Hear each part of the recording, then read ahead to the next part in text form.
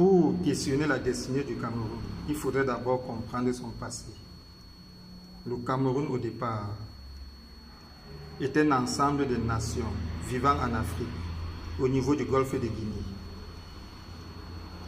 souveraines les unes des autres et tout autant fraternelles, soumises à l'indignation de la répression impériale, notamment occidentale.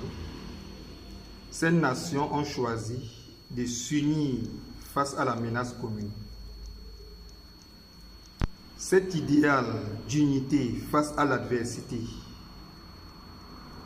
sera plus tard porté par un mouvement idéologique plus qu'un parti politique camerounais, que sera l'UPC, l'Union des populations camerounaises, et qui structurera l'évolution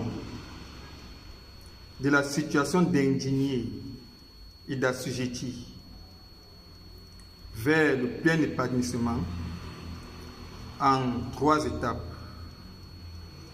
L'unité nationale comme préalable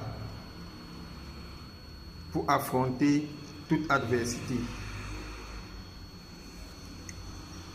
La souveraineté nationale qui ne saurait s'appuyer que sur l'unité nationale.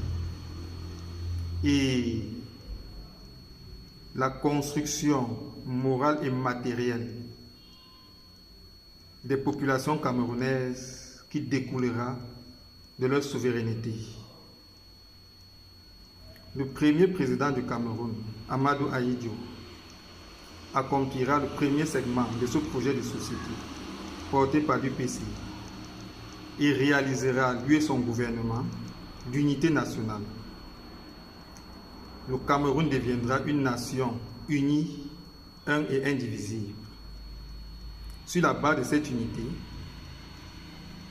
et aidé par des partenaires et amis étatiques sur la scène internationale à travers des alliances géopolitiques crédibles, le président Biya réalisera la souveraineté nationale du peuple camerounais. Il reste sur la base de cet héritage à construire moralement et matériellement le citoyen camerounais et à inscrire le Cameroun sur la scène internationale.